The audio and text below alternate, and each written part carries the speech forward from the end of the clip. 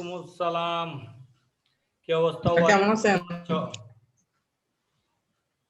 ভালো, আপনারা কেমন আছেন? আলহামদুলিল্লাহ, আমি ভালো আছি। বাকিরা কোথায়? বাকিরা ক্লাস করতেছে না? মুশফিকা কেমন আছো? আসসালামু আলাইকুম। ওয়ালাইকুম আসসালাম। কেমন আছো? অনেকদিন পর কথা হচ্ছে।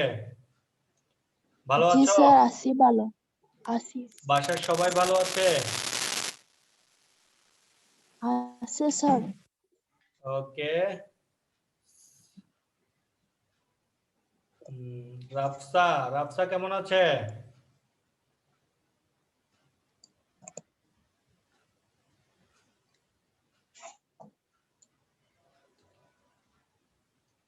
কই বাকিদের কি অবস্থা? যেমন যেগুলো এখন পরীক্ষা না হওয়ার জন্য আন্দোলন করতেছে অটো পাসের জন্য, তাদেরকে যদি 2 চ্যাপ্টারও দেওয়া হয়, আমার মনে হয় তারা সেখানেও ফেল করবে।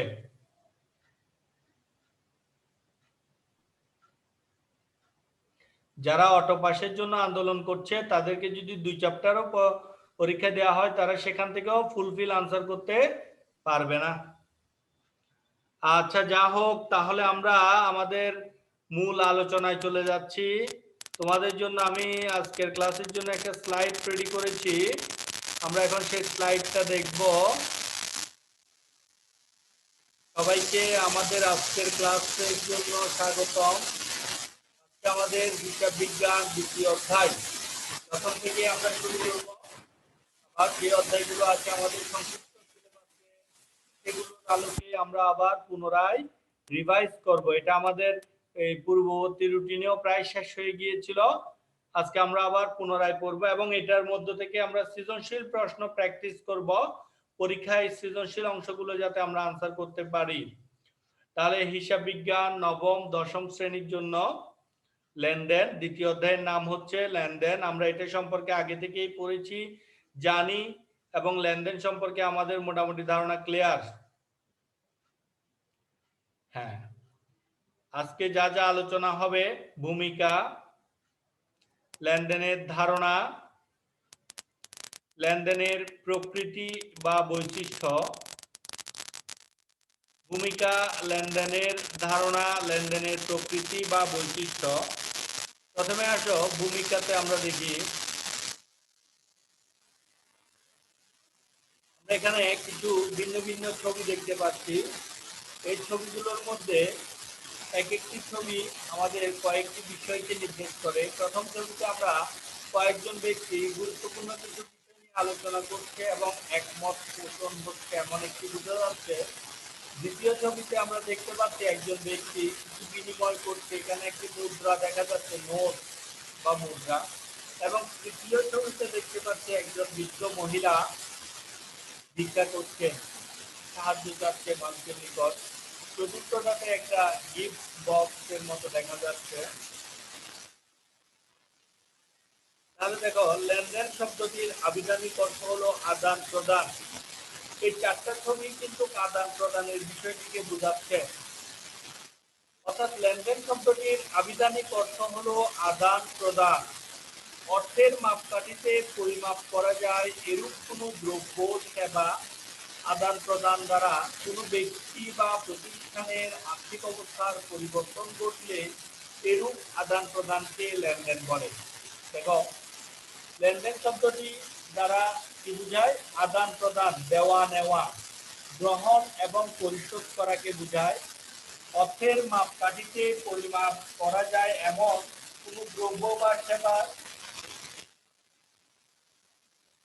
আদান প্রদান দ্বারা কোনো ব্যক্তি বা প্রতিষ্ঠানের আর্থিক অবস্থার পরিবর্তন ঘটলে এরূপ আদান প্রদানকে মূলত লেনদেন বলা হয়ে থাকে।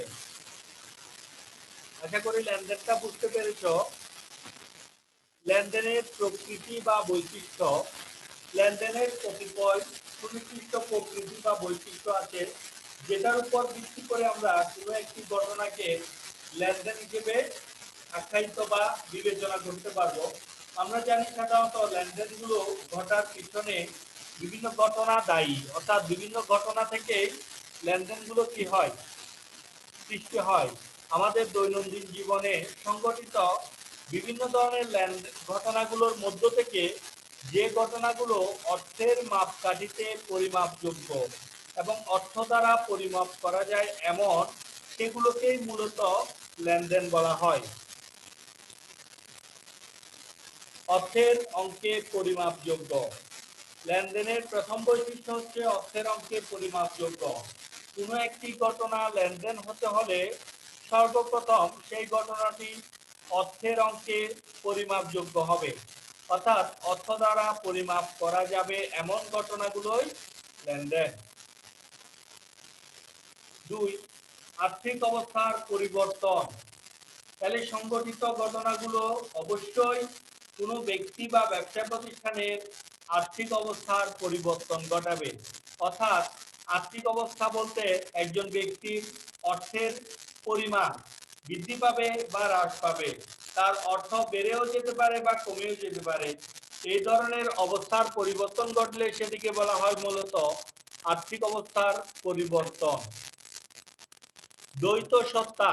লেনদেনের অন্যতম একটি বৈশিষ্ট্য হচ্ছে প্রতিটা লেনদেনের দুইটি সত্তা বা পক্ষ বিদ্যমান থাকে, যেখানে একটি পক্ষ ডেবিট এবং অপর পক্ষ ক্রেডিট, অর্থাৎ একটি পক্ষ সুবিধা গ্রহণ করবে এবং অপর পক্ষ সুবিধা প্রদান করবে। সুবিধা গ্রহণকারী পক্ষকে ডেবিট বলা হয় এবং সুবিধা প্রদানকারী পক্ষকে ক্রেডিট বলা হয়। এরপর হচ্ছে স্বয়ংসম্পূর্ণ ও স্বতন্ত্র। সংগঠিত লেনদেন প্রতিটি স্বয়ংসম্পূর্ণ ও স্বতন্ত্র, অর্থাৎ একটি লেনদেন অন্য লেনদেনের সাথে সম্পূর্ণ আলাদা এবং স্বতন্ত্র হিসেবে বিবেচিত হয়।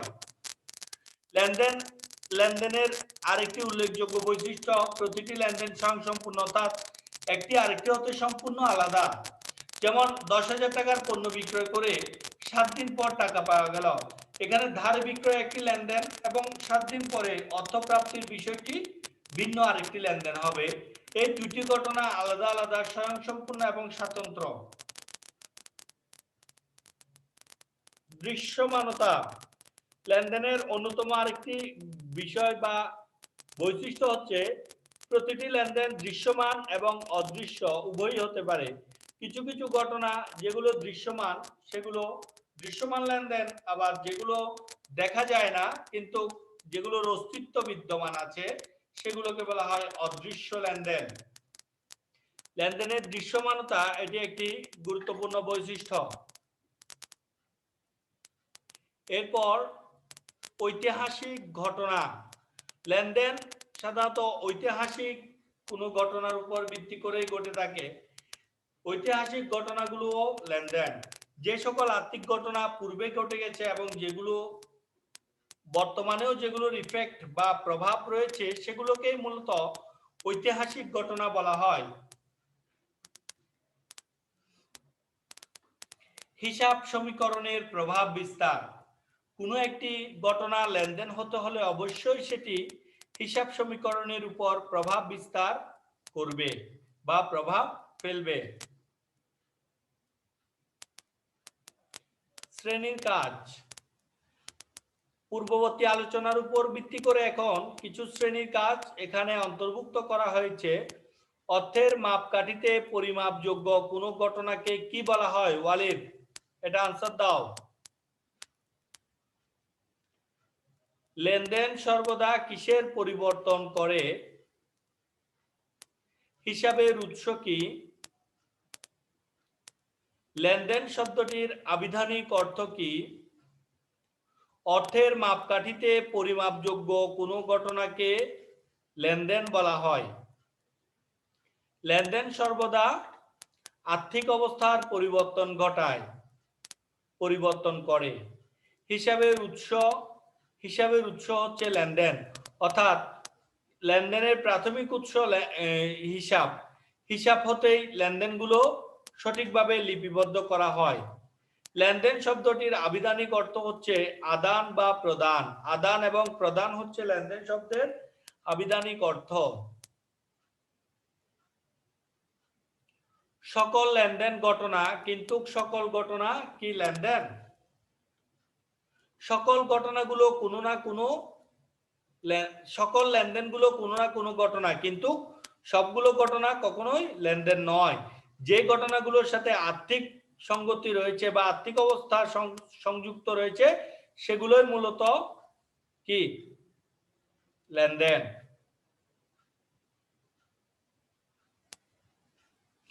সকল ঘটনা লেনদেন কিন্তু সকল লেনদেন ঘটনা কিন্তু সকল ঘটনা লেনদেন নয়।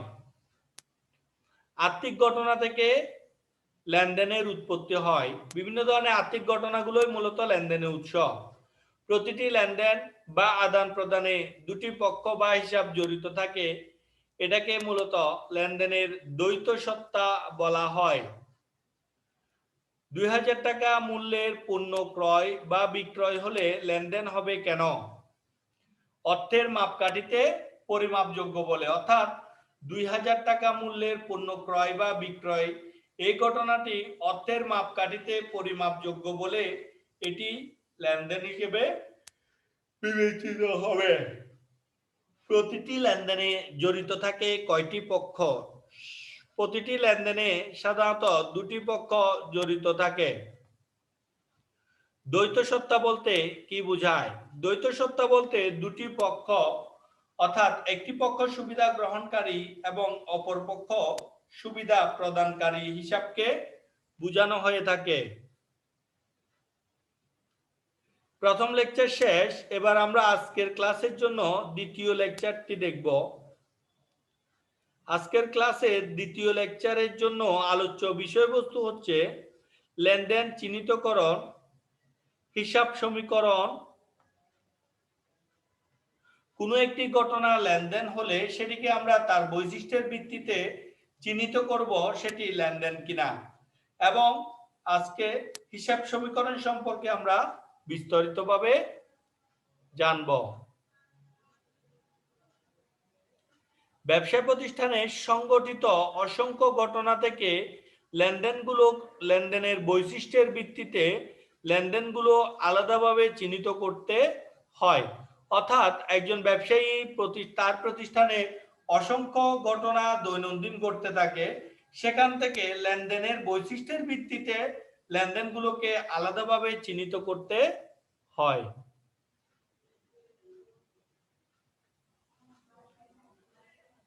শ্রেণীর কাজ 1। জনাব রাসেল 50,000 টাকা নিয়ে ব্যবসায় আরম্ভ করলেন, এটি কি?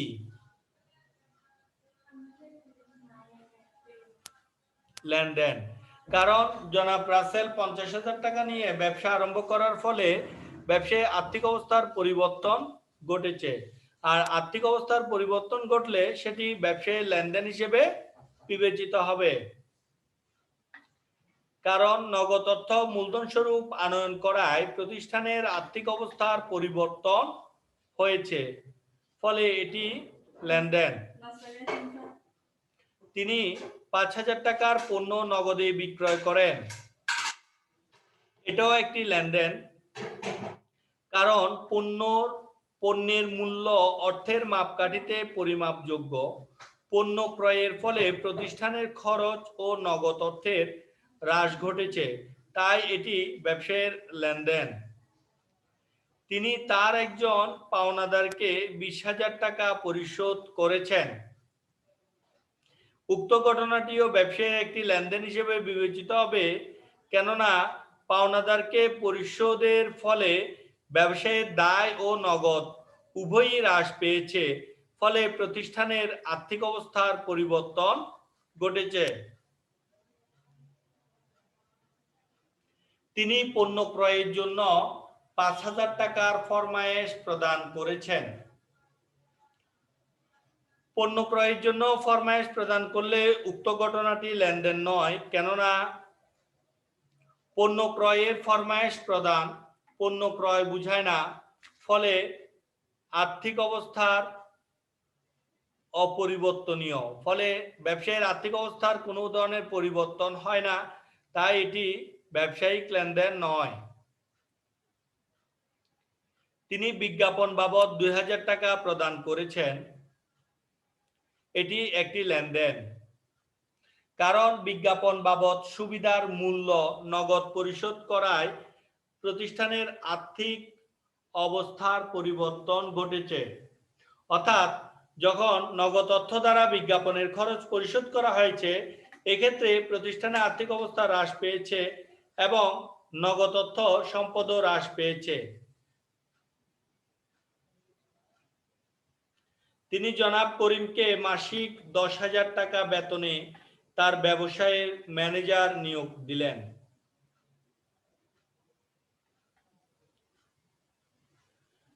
তিনি জনাব করিমকে মাসিক 10,000 টাকা বেতনে তার ব্যবসায়ের ম্যানেজার নিয়োগ করেছেন। উক্ত ঘটনাটি লেনদেন নয়, কারণ হচ্ছে এই ঘটনার ফলে চাকরির নিয়োগ পত্র প্রদানের মাধ্যমে প্রতিষ্ঠানে কোনো সুবিধা তাৎক্ষণিক গ্রহণ করা বা প্রদান করেননি এবং এতে তাৎক্ষণিক অর্থেরও কোনো আদান প্রদান হয়নি, তাই এটি লেনদেন হবে না। ব্যবসা থেকে ব্যক্তিগত প্রয়োজনে 6,000 টাকার পণ্য উত্তোলন করেছেন, এটি একটি লেনদেন। কারণ হচ্ছে এর ফলে মালিক প্রতিষ্ঠানের হতে নগদ অর্থ নেওয়ায় প্রতিষ্ঠানের আর্থিক অবস্থার পরিবর্তন ঘটেছে, ফলে এটি ব্যবসায়িক একটি লেনদেন। তার ব্যক্তিগত অর্থ থেকে 10,000 টাকা চুরি হয়েছে, অর্থাৎ মালিকের ব্যক্তিগত অর্থ থেকে 10,000 টাকা চুরি হওয়ার ফলে ব্যবসায়ের কোনো ধরনের আর্থিক অবস্থার পরিবর্তন ঘটেনি, ফলে এটি ব্যবসায়িক কোনো লেনদেন নয়। ব্যক্তিগত অর্থের সাথে ব্যবসায়িক কোনো সম্পর্ক নেই, ফলে ব্যবসায়ীর আর্থিক অবস্থার পরিবর্তন ঘটেনি, তাই এটি কোনো ব্যবসায়িক লেনদেন হবে না। তিনি আসাদ ব্রাদার্স হতে প্রতি মাসে 10,000 টাকার পণ্য ক্রয়ের চুক্তিবদ্ধ হলেন, এটাও লেনদেন নয়, কারণ পণ্য ক্রয়ের চুক্তিবদ্ধ হলেও তাৎক্ষণিক পণ্য ক্রয় বা অর্থ পরিশোধ হয় না, ফলে আর্থিক অবস্থা অপরিবর্তনীয় থাকে। তিনি 50,000 টাকার পণ্য হাবিবের নিকট ধারে বিক্রয় করেছেন, এটা উক্ত ঘটনাটি একটি লেনদেন, কারণ ধারে পণ্য বিক্রয়ের মাধ্যমে প্রতিষ্ঠানের হাবিবকে সুবিধা প্রদান করেছেন, যা প্রতিষ্ঠানের জন্য একটি আয়, এতে প্রতিষ্ঠানের আর্থিক অবস্থার পরিবর্তন ঘটেছে। এবার আমরা চলে যাচ্ছি হিসাব সমীকরণ।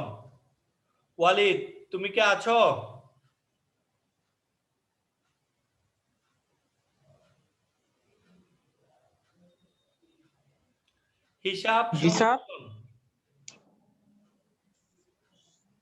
হিসাব সমীকরণ আমাদের হিসাব সমীকরণটা হচ্ছে A=L+E, যেখানে A সমান হচ্ছে অ্যাসেট বা সম্পদ,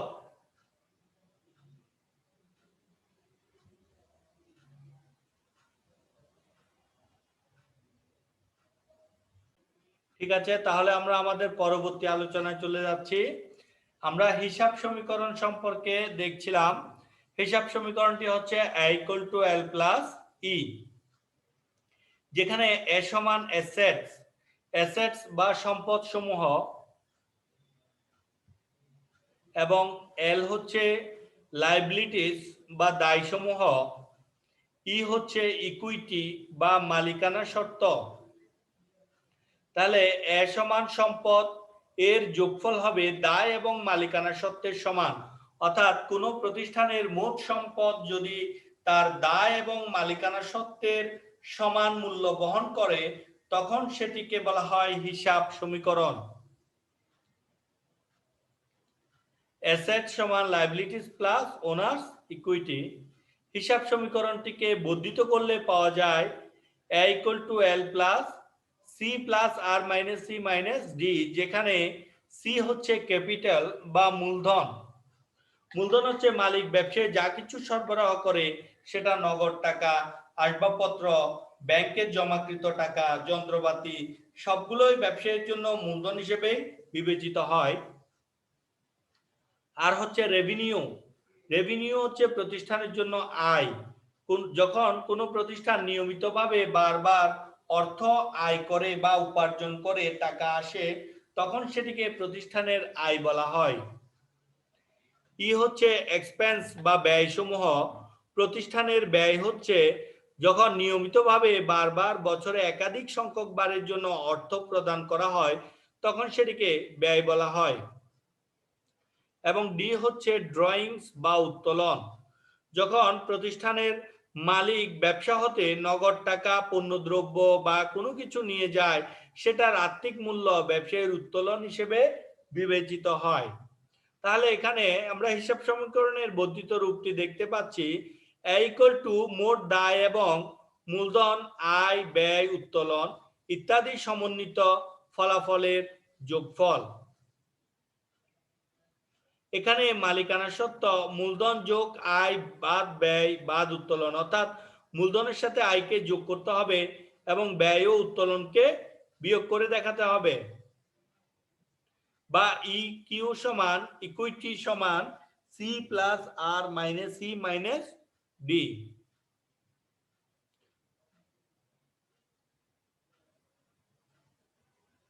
তোমরা হিসাব সমীকরণ সম্পর্কে সংক্ষেপে ভাষায় একটু আবার দেখবে।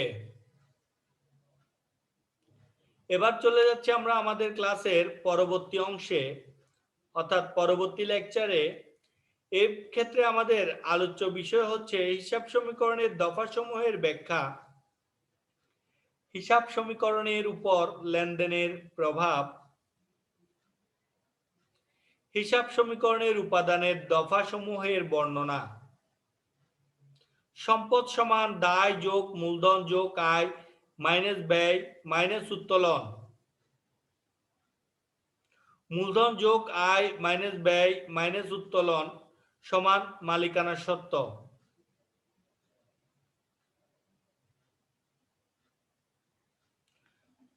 সম্পদ বলতে বোঝায় অর্থনৈতিক পরিসম্পদ যা মুনাফা অর্জনের কাজে ব্যবহৃত হয়, যেমন নগদ টাকা, আসবাবপত্র, দেনাদার, দালান কোঠা, কলকবজা ও মজুত পণ্য ইত্যাদি বিষয়গুলোকে মূলত প্রতিষ্ঠানের সম্পদ হিসেবে বিবেচনা করা হয়। সম্পদ বলতে অর্থনৈতিক পরিসম্পদ যা মুনাফা অর্জনের কাজে ব্যবহৃত হয়, যেমন নগদ টাকা, আসবাবপত্র, দালান, দেনাদার, দালান কোঠা, কলকবজা ও মজুত পণ্য ইত্যাদি গুলো হচ্ছে ব্যবসায়ের জন্য সম্পদ।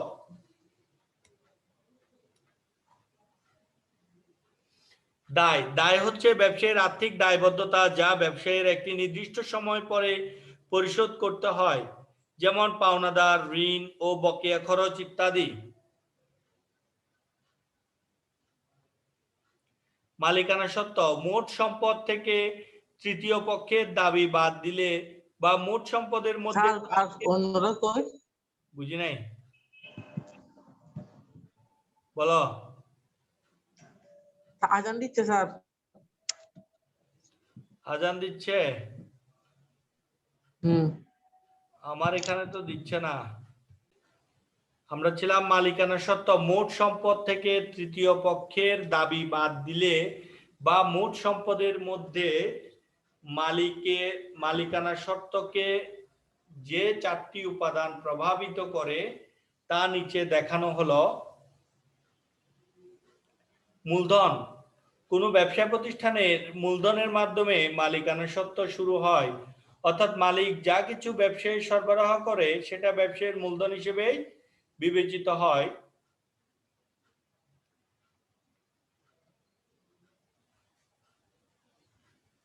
হিসাব সমীকরণের উপর লেনদেনের প্রভাব। জনাব কামাল আহমেদ ব্যবসায়ে 2013 সালের 1 জানুয়ারি তারিখে কয়েকটি ঘটনা নিম্নরূপ।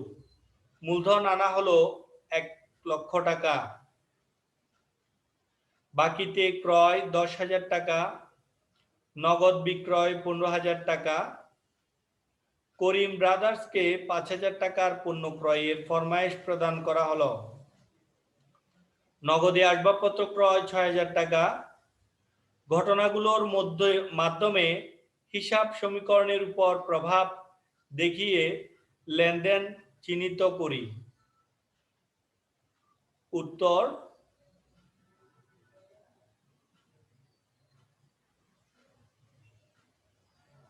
পরবর্তী লেকচারে চলে যাচ্ছে আমরা ব্যবসায়িক লেনদেনের উৎস এবং এতৎ সংক্রান্ত দলিলপত্র, অর্থাৎ ব্যবসায়িক লেনদেনগুলোর জন্য যে দলিলপত্রগুলো ব্যবহৃত হয় বা লেনদেনগুলো যেখান থেকে লিপিবদ্ধ করা হয় সে বিষয়ের বিস্তারিত আলোচনা। প্রথমে রয়েছে চালান। চালান হলো পণ্য ক্রয় ও বিক্রয়ের একটি প্রামাণ্য দলিল।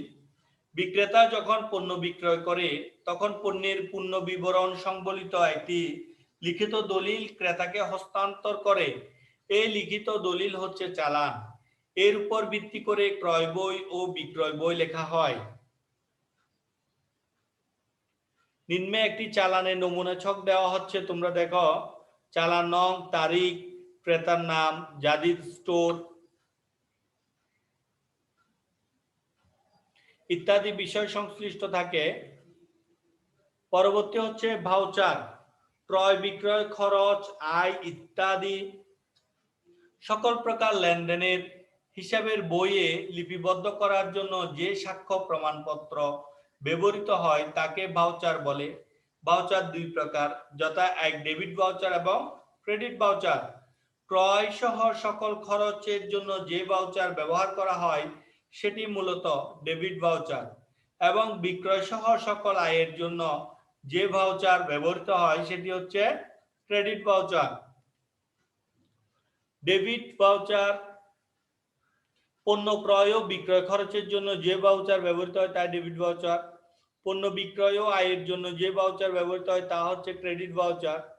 ডেবিট ভাউচারের নমুনা ছক দেখতে পাচ্ছ তোমরা। এখানে 4 জনের স্বাক্ষর থাকবে। ডেবিট ভাউচারে সাধারণত 4 জনের স্বাক্ষর থাকে। এটা এমসিকিউতে প্রায় সময় আসতে দেখা যায়।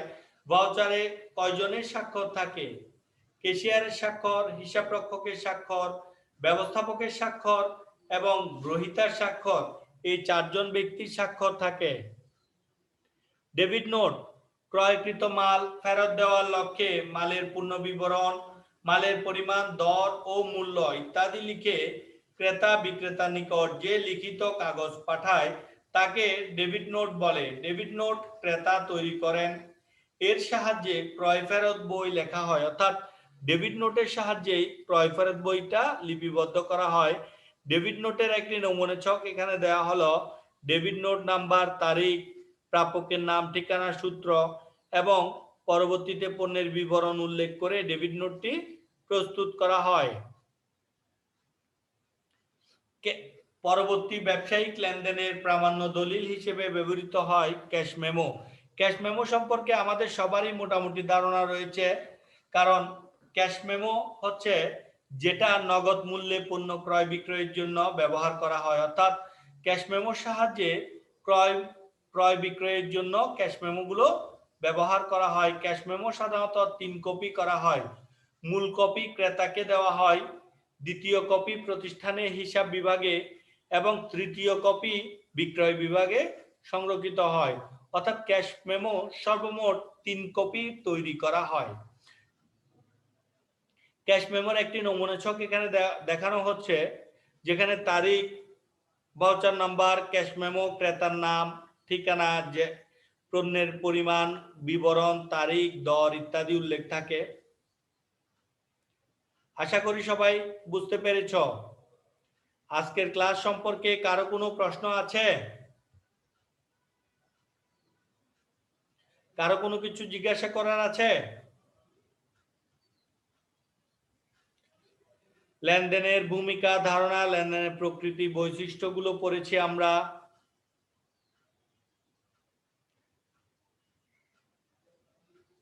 লেনদেনের বৈশিষ্ট্য: অর্থের অঙ্কে পরিমাপযোগ্য, আর্থিক অবস্থার পরিবর্তন, দ্বৈত সত্তা, স্বয়ংসম্পূর্ণ ও স্বতন্ত্র, দৃশ্যমানতা, ঐতিহাসিক ঘটনা, হিসাব সমীকরণের প্রভাব, শ্রেণীকাজ গুলো দেখেছি।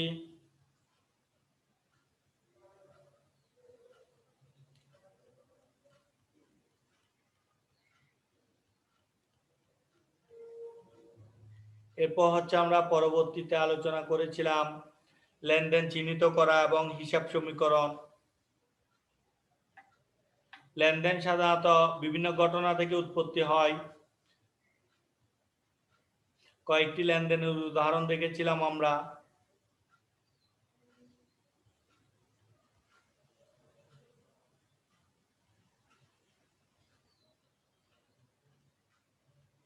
হিসাব সমীকরণ মূলত A equal to L plus E, A সমান অ্যাসেট, L সমান লায়াবিলিটি, সমান ইকুইটি, এবং হিসাব সমীকরণে একটি বর্ধিত রূপ রয়েছে, সেটি হচ্ছে A equal to L plus C plus R minus C minus D, অর্থাৎ A এবং L এর সাথে মূলধনের সাথে I এর যোগফল এবং উত্তোলন ও ব্যয়সমূহের বিয়োগফল।